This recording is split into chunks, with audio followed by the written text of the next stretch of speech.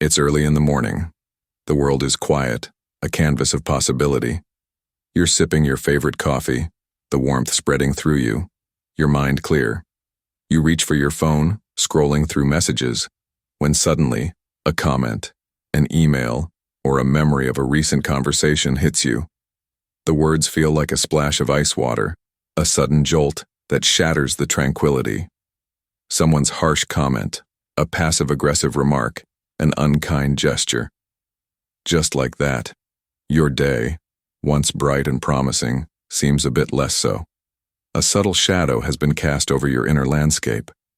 This experience is universal. We all encounter individuals whose negativity seems to radiate outwards, seeking to disturb our peace. We call them toxic, and their influence can feel like a persistent, draining poison. It can ruin a moment, a day, and if we're not careful, it can begin to shape our perception of ourselves and the world. But what if I told you there was a way not just to survive these encounters, but to use them as a tool for your own growth? What if you could build a fortress within your mind, an inner citadel so resilient that no amount of external negativity could breach its walls? The keys to this fortress were forged over 2,000 years ago by the Stoic philosophers, men like Marcus Aurelius, the Roman emperor, Seneca, the statesman, and Epictetus, the former slave who became a great teacher. They understood that while we cannot control the actions of others, we hold absolute dominion over our response. In the next 20 minutes, we will embark on a journey to reclaim this power. We will explore timeless Stoic principles that will equip you to handle toxic people, not with anger or frustration, but with wisdom, resilience, and an unshakable inner peace. This isn't about becoming emotionless. It's about becoming the master of your emotions. Let us begin. Before you can defend against an attack, you must first understand the territory you are protecting. That territory is your mind. The first and most crucial Stoic practice is self-awareness. Think of your mind as a city, and your consciousness as a watchtower. From this high vantage point, you can observe everything that happens below: thoughts, emotions, and reactions. When a toxic individual's words or actions arrive at the gates of your city, your first task is not to rush out and fight, but to observe from the tower. Ask yourself, why has this disturbed me? What button did they just push? Perhaps their criticism tapped into a deep-seated insecurity. Perhaps their manipulation reminded you of a past hurt. The Stoics taught that it is not the event itself that harms us, but our judgment about the event. A harsh comment is merely sound waves hitting your eardrum.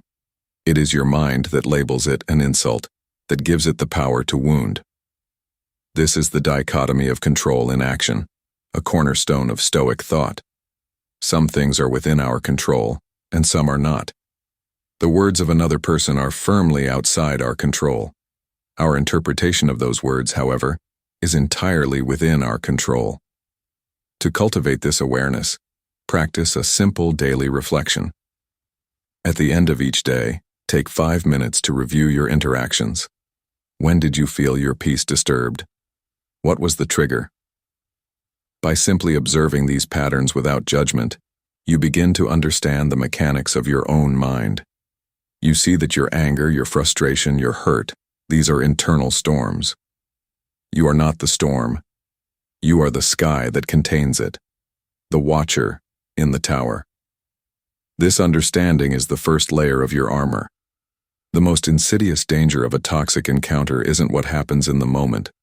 It's the echo that remains.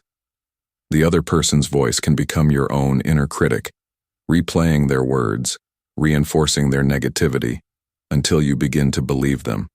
Maybe I am not good enough. Perhaps they were right. This negative self-talk is the true poison. It's the Trojan horse that breaches the walls of your inner citadel after the battle is seemingly over. The Stoic emperor Marcus Aurelius wrote in his Meditations, "The soul becomes dyed with the color of its thoughts." If you allow your inner dialogue to be dominated by the negativity of others, your entire world will turn gray. The Stoic antidote is to actively challenge and reframe these thoughts. When you catch the voice of the inner critic, do not fight it, but question it with calm reason. Ask, Is this thought truly mine, or is it an echo of someone else's insecurity? Does this thought serve me, or does it weaken me? What is a more rational, virtuous way to see this situation? Replace the critic's voice with the voice of your own inner sage. Instead of, "I can't believe they said that to me," try, "Their words are a reflection of their own struggles, not my inherent worth. I choose to focus on my own path." This is not about denial. It's about mental discipline. It's about consciously choosing which seeds to water in the garden of your mind. Will you cultivate the weeds of self-doubt planted by others, or will you nurture the seeds of your own strength and resilience? By mastering your inner dialogue, you disarm the most potent weapon a toxic person has, the ability to turn you against yourself. A city without walls is vulnerable to every passing threat. The same is true for a person without boundaries. Setting boundaries is not an act of aggression. It is a profound act of self-respect. It is the calm, firm declaration of where your territory begins and ends. Toxic individuals often thrive on violating boundaries. They test your limits, push for more of your time, your energy, your emotional space, until you have nothing left for yourself. The Stoics, like Seneca, understood the immense value of their time and inner peace, viewing it as their most precious resource. So, how do we build these fortress walls? First, you must define them. Know what is acceptable to you and what is not. This requires the self-awareness we spoke of earlier. Second, you must communicate them clearly and calmly. A boundary is not an ultimatum delivered in anger. It is a simple statement of fact. For example, "I am not available to discuss this topic when you are shouting. We can talk later when we are both calm." Or, "I appreciate your advice, but I need to make this decision for myself." Notice the language. It is not accusatory.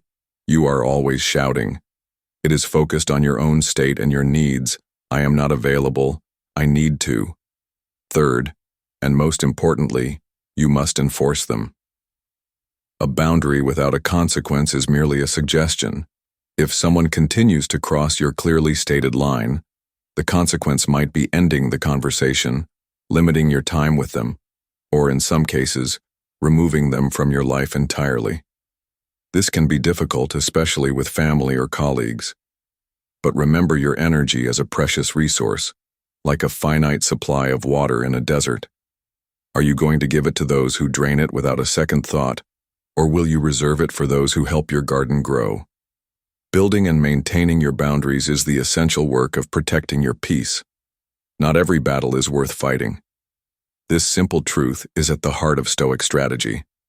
When faced with a toxic encounter, many of us feel an immediate urge to engage, to argue, to defend our position, to prove the other person wrong. This is precisely the reaction they often seek. They want to pull you down into an emotional quagmire where reason is lost. The Stoic approach is that of a chess master. A chess master doesn't react emotionally to their opponent's move. They observe it, analyze its implications, and then make a calm, strategic move of their own. A move that serves their ultimate goal of winning the game, not just the immediate skirmish. Your ultimate goal is the preservation of your inner peace. Therefore, before engaging, ask yourself, is this argument necessary?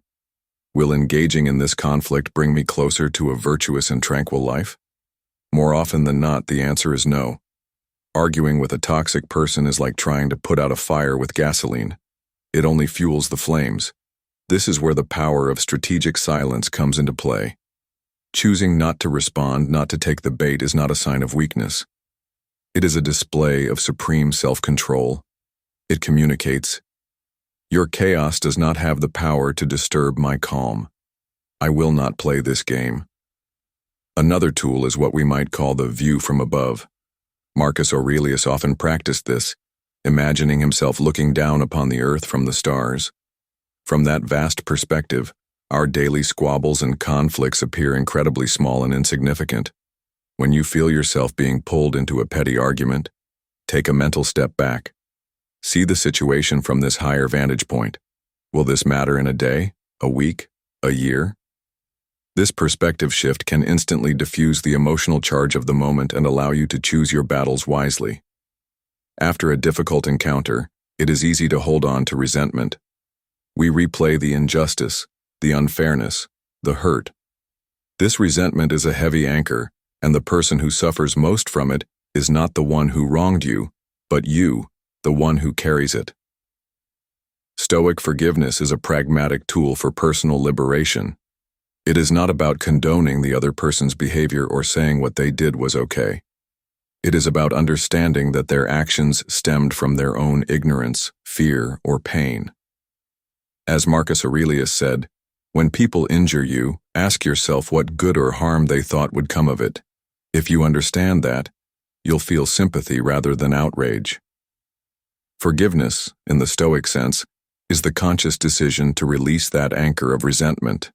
It is you telling yourself, "I will not allow this past event to continue poisoning my present peace." It is a gift you give to yourself. But forgiveness does not mean forgetfulness. This is where memory becomes your navigational tool. You forgive to free yourself, but you remember to protect yourself. Think of your life as a voyage on a great ship. You've encountered storms and treacherous waters, toxic people. Memory is the chart you create from these experiences. It marks where the rocks are, where the dangerous currents lie. It doesn't mean you fear the ocean. It means you navigate it with wisdom. When you encounter a new person who exhibits the same patterns as someone who hurt you in the past, your memory serves as an early warning system.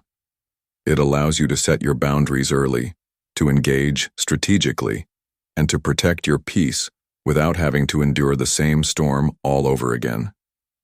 Forgive, but do not forget the lesson. Release the anchor, but keep the map. We have journeyed through the ancient halls of Stoic wisdom, rediscovering the timeless tools for forging a resilient mind. We've learned the importance of self-awareness, to be the watcher on the tower of our own mind. We've understood the need to master our inner dialogue, refusing to let the echoes of negativity become our truth. We've seen the power of setting boundaries, the essential act of building the walls of our inner fortress. We've embraced strategic engagement, choosing our battles with the calm foresight of a chess master. And we have learned to balance forgiveness and memory, releasing the heavy anchor of resentment while keeping the wise map of our experiences. Dealing with toxic people is not about changing them. It is about a profound and radical transformation of the self. It is the understanding that true power is not found in controlling the world outside, but in mastering the world within. Remember the words of Epictetus. It's not what happens to you, but how you react to it that matters. You are the architect of your peace. Every day you are given the tools and the materials to build your inner citadel. Every interaction, especially the challenging ones, is an opportunity to lay another stone, to reinforce another wall, to build a sanctuary of tranquility that is yours and yours alone. So the next time you feel the chill of someone's negativity, pause, breathe. Remember the watcher on the tower, the master of your inner dialogue, the guardian of your boundaries. See their words not as arrows but as wind. You are not a fragile leaf to be tossed about. You are a deeply rooted tree. You can bend, but you will not break. This journey of Stoic resilience is a continuous practice. If these ideas have resonated with you, let us know in the comments which principle you will start applying today. And to continue this journey with us, to receive more insights and practical wisdom delivered directly to you, we invite you to join our free newsletter. The link is in the description below. Stay steadfast, for the path ahead is yours alone. Remember, your peace is a fortress. Guard it with the wisdom of Stoicism. Thank you for joining us.